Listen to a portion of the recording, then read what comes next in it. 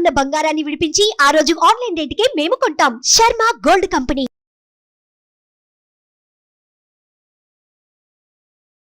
నమస్కారం, నేను మీ జాహ్నవి. మనతో ఉన్నారు ప్రముఖ జ్యోతిష్య వాస్తు పండితులు, ప్రముఖ ఆధ్యాత్మికవేత్త, లలిత ఉపాసకులు బ్రహ్మశ్రీ నానాజీ పట్నాయక్ గురువు గారు. సూక్ష్మంలో మోక్షం ఈ ప్రత్యేక కార్యక్రమం ద్వారా మనకున్నటువంటి ప్రతి సమస్యకి, ప్రతి సందేహాన్ని ఎంతో చక్కగా నివృత్తి చేస్తూ పరిష్కార మార్గాలు అందిస్తూ ఉన్నారు కదా గురువు గారు. మరి ఈ రోజు కూడా ఒక చక్కటి ప్రశ్నని గురువు గారి మాటలు అడిగి తెలుసుకుందాం. నమస్కారం గురువు గారు. శ్రీమాత్రే నమః. అయితే గురువు గారు, చాలా మంది కొన్ని రెమెడీస్ చేస్తూ ఉంటారు, లేదా కొంతమంది ఇచ్చినటువంటి ఆ పరిహార మార్గాలు ఉంగరం పెట్టుకోవడము, కొన్ని పరిహారాలను చేసుకోవడము, సెంటిమెంట్కి ఇది బాగా కలిసి వస్తుందని నమ్మి కొన్ని చేయడమో చేస్తూ ఉంటాం కదా. సో అమ్మవారికి ప్రదక్షిణ చేయడమో, నిమ్మకాయలు దండేయడమో, ఏదో ఒకటి చేస్తూ ఉంటాం. ఈవెన్ ఏ రెమెడీ చేసినా కానీ కొంతమంది ఎలా ఉంటుందంటే, ఈరోజు నేను రెమెడీ చేసేసా, ఈరోజు ఈ ఉంగరం పెట్టుకున్నా, ఈరోజు ఇది స్పెషల్గా ధరించా, ఒకటి రోజు అయిపోయింది, రెండో రోజు వచ్చేసింది, ఇంకా నాకేంటి మిరాకిల్ జరగలేదు. నేను విన్నా గురువు గారు ప్రత్యక్షంగా ఈ మధ్యన, నాకేంటి ఇంకా ఏం జరగట్లా, నిన్న పెట్టుకున్నా, నేను నిన్న చేసా రెమెడీ, నాకు ఇంకా నా లైఫ్లో ఏం మిరాకిల్ రాలేదు, ఏంటి అని అడుగుతున్నారు. అంటే చాలామంది, నాకు తెలిసి దాదాపు ప్రతి ఒక్కరికి కనెక్ట్ అవుతుంది ఇది. ఈవెన్ నేను పెట్టుకున్నా, అదేంటి నేను నిన్న పెట్టుకున్నా నాకేం కాలేదు అని అనుకుంటాం. అసలు ఏదైనా ఒక రెమెడీ చేసినప్పుడు కానీ, ఏదైనా ఒక ఇలాంటివి ధరించినప్పుడు కానీ ఎంత సమయం మినిమం పడుతుంది, అండ్ దానివల్ల మనకి మంచి జరుగుతుంది అనేది ఎలా తెలుస్తుంది అసలు? తప్పకుండా చాలా మంచి ప్రశ్న వేశారు. ఇక్కడ ఏంటంటే రెమెడీస్ చాలా రకాలు ఉంటాయి. జనరల్ రెమెడీస్ అంటే అందరికీ సామూహికంగా ఈ ప్రాబ్లం ఉంది, ఇది మీరు చేసుకోండి, ఇలాంటివి మనం చాలా చెప్తూ ఉంటాం. అది పనిచేస్తుంది, పనిచేయదని కాదు.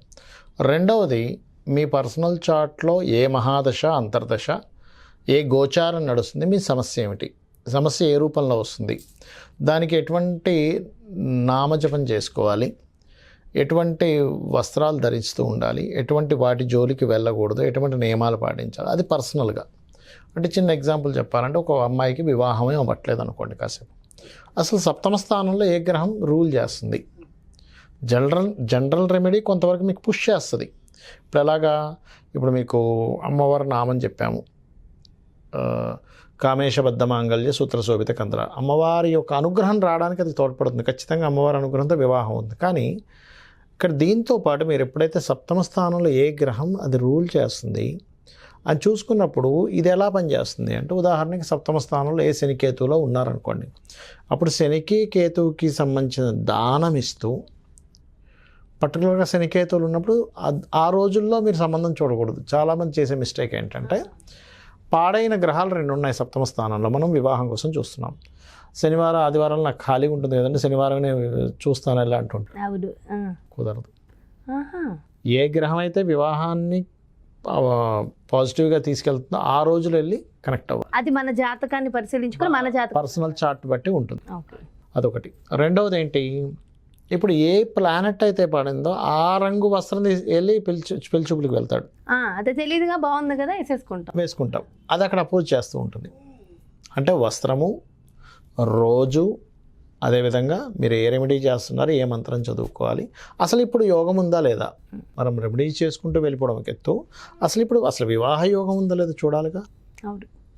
వివాహ యోగం ఉన్నప్పుడే మనం ట్రై చేస్తున్నామా ఏంటని. అయితే ఇక్కడ మీకు గనక పనికొచ్చే రెమెడీ, మీరు రెమెడీ చేసుకుందామని సంకల్పం తీసుకున్నప్పటి నుంచే మీకు ఫలితం చూపిస్తుంది, గుర్తుపెట్టుకోండి.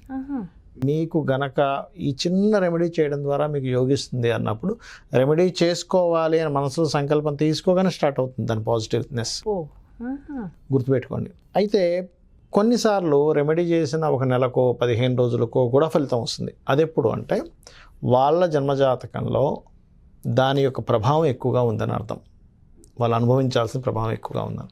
కొన్నిసార్లు మీకు రెమెడీ చేసినా కూడా రిజల్ట్ రాదు. అది ఎక్కడ పనిచేస్తుంది, మరి రెమెడీ ఏమైపోయింది, ఒక ఇంజెక్షన్ ఇస్తే వ్యక్తికి ఏదో ఎఫెక్ట్ చూపించాలి కదా, ఏమైపోయింది అంటే, ఈ రెమెడీ కేవలం వాళ్ళ పూర్వజన్మ కర్మని దగ్ధం చేయడం వరకే ప్రభావం చూపించిందని అర్థం. ఇంకొంచెం వీళ్ళ మానవ ప్రయత్నం చేస్తే ఇంకొంచెం ఎక్కువగా చేసుకోవాలి ఏదైనా నామాన్ని. అంటే ఒక పూజ చేసుకున్నారు ఎవరైనా, ఉదాహరణకి ఏమంటే నాకు వివాహ జీవితం బాగాలేదు అని చెప్పని అన్యోన్యతా పాశుపతం చేసుకున్నారు అనుకోండి, ఉదాహరణకి చేసుకున్నారు. అప్పుడు ఏం చేస్తుందంటే, అన్యోన్యతా పాశుపతం అనేటువంటిది పూర్వజన్మలో చేసిన కర్మని కొంత దగ్ధం చేయగలుగుతుంది. అంటే ఎక్కువ ఉంది అక్కడ. అంటే చిన్న ఎగ్జాంపుల్లో చెప్తాను చూడండి. ₹1 కోటి అప్పు ఉందమ్మా, ఇంట్లో వాళ్ళు ఏం చేశారు, నేను అప్పులు ఎన్ని ఉన్నాయి సరే 10 లక్షలు తీసుకెళ్ళి అప్పులు తీసేసుకున్నాడు. ఇంట్లో వాళ్ళు తెలియదు, ఈ 10 లక్షలు తీసుకెళ్ళి కట్టాడు. ఇంకా ఎంత ఉంది బ్యాలెన్స్? 90 లక్షలు ఉంది. ఇంకా అప్పు తీరలేదు. అంటే ఇంకా 90 లక్షలు అప్పు అక్కడ ఉన్నప్పుడు 90 లక్షలు అప్పు తీర్చేటువంటిది ఏదో అక్కడ డబ్బు కట్టాలిగా. అలాగే ఒక్కొక్కసారి ఒక్కొక్క రెమెడీ అంత అంత కర్మ ఉండదు అక్కడ, అంత పాపం ఉండదు, అంత పూర్వజన్మ కర్మ అంత ఉండదు. చిన్న రెమెడీ చేయగానే పూర్వజన్మ కర్మకి బ్యాలెన్స్ అయిపోద్ది. అంటే ఓ 10,000 ఏదో అప్పు ఉంది, తీసుకెళ్ళి 10,000 ఇచ్చేసాడు, అయిపోయింది. ఇంకా మిగిలాయి కదా. ₹1,00,00,000 అప్పు ఉన్నాడు, నువ్వు 10,000 ఇస్తానంటే ఎలా? 10 లక్షలు ఇస్తేనే తిరగట్లేదు అక్కడ. అది మెయిన్ రీజన్. అది మరి వేస్ట్ ఏమైపోద్ది, బాగా అర్థం చేసుకోండి. చాలామంది ఏమంటుంటారంటే, ఏమండి నేను ఆ టెంపుల్ ఈ టెంపుల్ ఎన్నో టెంపుల్స్ తిరిగేసాను కానీ లాస్ట్ ఒక టెంపుల్కి వెళ్ళాను నాకు ఫలితం వచ్చింది అంటాడు. మరి ఇవన్నీ వేస్ట్ అయిపోయి వీళ్ళందరూ దేవతలు కాదంటే కాదు అక్కడ అర్థం. వీళ్ళందరూ కూడా కొంచెం కొంచెం కొంచెం అంటే ఉదాహరణ ఎలా అంటే, ₹1,00,000 అప్పు ఉంది, తల్లిదండ్రులు 10,000 ఇచ్చారు, ఫ్రెండ్స్ దగ్గర ఇంకో 10,000 తీసుకున్నాడు, వీడి జేబులో దాచుకుంది ఒక 20,000 కట్టేశాడు. నానమ్మ అమ్మమ్మ తాత ఎవరో దగ్గర, మా అమ్మ నా దగ్గర అప్పు ఉందని చెప్పి తీసుకున్నాడు, బావమరి దగ్గర తీసుకున్నాడు, భార్య దగ్గర అన్నీ తీసుకెళ్ళి 1,00,000 అలా జమ అయ్యి అప్పు తీరిపోయిందో, ముందు నుంచి ఈ వ్యక్తి తిరుగుతున్నటువంటి ప్రదేశాలు, టెంపుల్స్ అనుకోండి, పలానా పూజ అనుకోండి, పలానా గ్రహం దగ్గర దీపం పెట్టామనుకోండి, అవన్నీ కూడా అప్పు తీర్చడానికి సమకూరాయి. ఆ కర్మను దగ్ధం చేయడానికి సూర్య నమస్కారాలు చేశాడు, లేకపోతే ఏ చండీ పారాయణంలో కూర్చున్నాడు, లేకపోతే ఏ తులసి కోట దగ్గర దీపం వెలిగించాడు. అంటే ఏమిటి, మీకు ఎక్కడో పాపకర్మ ఎక్కువగా ఉంది, కొండగా పెరిగిపోయింది, దాన్ని మీరు కొంచెం కొంచెం కొంచెంగా తగ్గించుకుంటున్నాం. అది జాతచక్రంలో కనబడుతుంది, బాబు మీకు ఎక్కువ ఉంది ప్రభావం అనేటువంటిది. సో దీనికి మీరు స్లోగా కొన్ని రోజులు చేయగా మారుతుంది. కాకపోతే ఇంత ఉంది అని చెప్పలేం, అది న్యూమరికల్గా నెంబర్ రూపంలో కనబడదు. ఎక్కువగా ఉందా, మీడియంగా ఉందా, అసలు ఏది చిన్నదాంతో పోతుందా అని మాత్రం మనం చెప్పొచ్చు. కాకపోతే మీరు ఒకటే అర్థం చేసుకోవాలి, మీరు చేసిన ఏ రెమెడీ అయినా ఆఖరికి వెళ్తూ భగవంతుడు ఆలయం కనబడింది, ఇలా నమస్కరించుకున్న అది కూడా రెమెడీలో ఒక పార్ట్గా వెళ్ళిపోతుంది. మరి మొక్కేరుగా. ఇప్పుడు ఒక వ్యక్తిని మనం చక్కగా పలకరించినందుకే ఆ వ్యక్తి మన మీద పాజిటివ్ చూపించినప్పుడు భగవంతుడికి మీరు 2 చేతులు ఎత్తి దండం పెట్టారంటే, ఆదిశంకరాచార్యులు వారు చెప్పినట్టుగా ఎంతో పుణ్యం ఉంటే కానీ మీరు నమస్కరించలేరు, దండం పెట్టుకోలేరు భగవంతుడికి. అలాంటిది ఎంతో పుణ్యం ఉండి మీకు నమస్కరించేలా చేసింది భగవంతుడికి. మరి అదెంతో కొంత పుణ్యాన్ని మీకు, ఎంత పుణ్యం ఉంటేనే మీరు నమస్కరించలేరు అన్నప్పుడు ఆ నమస్కారం మీకు ఎంతో కొంత పుణ్యాన్ని ఇస్తుందిగా, ఆ పుణ్యం వెళ్ళి పాపాన్ని దగ్ధం చేస్తుందిగా. కాబట్టి ఒకటే గుర్తుపెట్టుకోండి, మీరు ఎక్కువగా క్షేత్రాలకు వెళ్తున్నాము, ఎన్నో చేస్తున్నాము, ఇంకా అవ్వలేదు అంటే ఒకటే గుర్తుపెట్టుకోవాలి, ఓహో నా పాపం ఇంకా ఉందన్నమాట, కర్మ ఇంకా ఉందన్నమాట, తెలియకో చేసింది కర్మ ఇంకా ఉందన్నమాట, సరే ఇంకా చేస్తాను. అయితే గురువుగారు, మరి మన జాతకాన్ని పరిశీలన చేసుకుంటాం, మనకి ఇవి రెమెడీస్ అని ఉంటాయి, కొన్ని రెమెడీస్ మనం చేస్తాం, ఇంకా మన పాపకర్మలు ఉంటూనే ఉంటాయి. అలాంటప్పుడు వాటన్నిటికీ పరిష్కరించేలాంటి రెమెడీ లలిత అమ్మవారు, లలితా సహస్రనామము, సూర్య నమస్కారాలు, ఏదైనా శివాలయానికి వెళ్ళి, ప్రతి ఒక్కరికి ఏదైనా శివాలయానికి వెళ్ళి అక్కడ మీరు ఏదైనా సేవ చేయడము, లేదా నారాయణాలయానికి వెళ్ళొచ్చు, సేవ చేయడము, వీటి ద్వారా మాత్రమే దగ్ధం అవుతుంది. అంత ఈజీగా అది మీ పాపకర్మను తీసేయడం. కొంతమందికి ఏమో ఏదో చిన్న రెమెడీ ఇట్లా చేస్తారు, అయిపోద్ది. ఎందుకు అంటే అక్కడ అంత లేదు, మీకు అంత కర్మ అక్కడ లేదు. నేను ఇందాక ఎగ్జాంపుల్ చెప్పాను కదా, అంతే ఎంత అప్పు ఉంది, ఎన్ని డబ్బులు తీసుకెళ్ళి కట్టావు, ఓకే, క్లియర్ సర్టిఫికేట్ వచ్చింది, అప్పు ఏం లేదు అంటాడు. అంతే. ఇదంతా జాతకంలో తెలిసిపోతుందా మనకి ఎంత ఉంది పాపకర్మ, దాన్ని ఎంత క్లియర్ చేసుకోవాలి, ఎంత అంటే ఎన్ని పాపగ్రహాలు వచ్చి ఆ భావాన్ని పాడు చేస్తే అంత ఎక్కువ ఉందమ్మా ఇబ్బంది. ఎంత శుభగ్రహాలు వచ్చి ఆ భావాన్ని శుభపరిస్తే అంత యోగం ఉందని అర్థం. ఇది తెలియక మనం అనవసరంగా అటు ఇటు పరుగులు తీస్తుంటాం. కొంతమంది ఏం చేస్తారు, కొన్ని రోజులు అక్కడికి వెళ్తారు అంటారు, ఆంజనేయ స్వామికి పళ్ళు దన్నాలు పెట్టాను, అక్కడ ఇచ్చేసాను, కానీ ఒక రోజు అక్కడికి వెళ్ళాను సార్ నాకు రిజల్ట్ వచ్చిందంటారు. అంటే ఇక్కడ 2 రకాలు మళ్ళీ అందులో. ఎలా అంటే వాళ్ళకి పర్టికులర్గా ఆ దేవత అనుగ్రహం ద్వారా వచ్చే యోగం కూడా ఉంటుంది. ఇంతకు ముందు వీడియోలో కూడా మీరు ఒకసారి ఎలా అంటే ఇప్పుడు కుజుడు ద్వారా ఇబ్బంది వస్తుంది అనుకోండి, అప్పుడు ఆంజనేయ స్వామి, సుబ్రహ్మణ్యేశ్వర స్వామి అనుగ్రహం ద్వారా క్లియర్ అవుతుంది. అంటే ఎలా అంటే ఇప్పుడు మెడిసిన్స్ లాగే అనుకోండి, మెడికల్ షాప్లో ఉన్నవన్నీ మెడిసిన్సే, కానీ పర్టికులర్ మెడిసిన్ మీకు ఎందుకు తలనొప్పిని తగ్గిస్తుంది? అన్ని మెడిసిన్సేగా, అవును, అందరూ దేవతలేగా. ఇక్కడేంటి, శనికేతుల ద్వారా వచ్చింది, వెంకటేశ్వర స్వామికి వెళ్తే తగ్గుతుంది.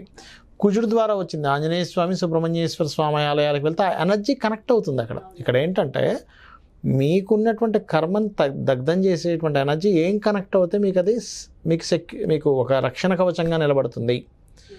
అదేవిధంగా కుజరాహు కాంబినేషన్లో అగ్నితత్వ రాశిలో వచ్చింది. నరసింహస్వామి టెంపుల్కి వెళ్ళాలి. బుధుడు పాడయ్యాడు లేదా బుధుడి యొక్క అనుగ్రహం బాగా రావాలి, విష్ణు ఆలయానికి వెళ్ళాలి. ఓకే, సో అది కూడా తెలుసుకోవడం చాలా అది తెలుసుకోవాలి. అంటే ఎలా అయితే మీకు ఇప్పుడు ఒక డాక్టర్ గారు ఉన్నారు, మీ యొక్క కేస్ స్టడీ చేసి ఈ ట్యాబ్లెట్స్ తినండి అంటున్నాడు. అన్ని తినేయండి అనట్లేదు, మెడికల్ షాప్కి వెళ్ళి అన్నీ వేసేసుకోండి అనట్లా. ఈ పర్టికులర్ ట్యాబ్లెట్ వేసుకోండి, ఈ పర్టికులర్ ఇది చేసుకోండి, మీకు ఇన్ఫెక్షన్ పోతుంది, బలం పెరుగుతుందని రాసిస్తున్నాడు. మీరు అవి ఏం చేస్తున్నారు, యాజ్ ఈజ్గా తీసుకుని వాడుతున్నారు. అలాగే ఇది కూడా అంతే. చాలా డీటెయిల్గా, అంటే అసలు ఏం అర్థం కాని వాళ్ళకి సైతం అర్థమయ్యేలాగా క్లియర్గా ఎక్స్ప్లెయిన్ చేశారు Guruji. Thank you so much. శ్రీమాత్రే నమః. చూసారు కదండి, మరి ఎన్నెన్నో రెమెడీస్ చేసేస్తున్నాం, ఏవేవో చేస్తున్నాం, ఉంగరాలు పెట్టుకుంటున్నాం, మాకు ఎందుకు ఫలితం రావట్లంటే బట్ దానికి ఖచ్చితంగా ఓపిక అవసరము. అండ్ అసలు మన జాతక పరిశీలన చాలా చాలా ఇంపార్టెంట్. అలాగే గురువు గారు చెప్పింది మొత్తం వీడియో మీరు విన్నట్టయితే క్లియర్గా అర్థమై ఉంటుంది కదా. సో చాలా చాలా డీటెయిల్గా ఎక్స్ప్లెయిన్ చేశారు.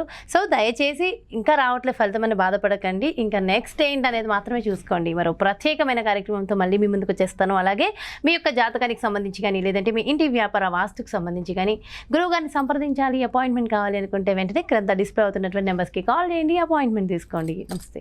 సుమన్ టీవీలో మీ పర్సనల్ అండ్ బిజినెస్ ప్రమోషన్స్ కోసం కింది నెంబర్కి కాంటాక్ట్ చేయండి.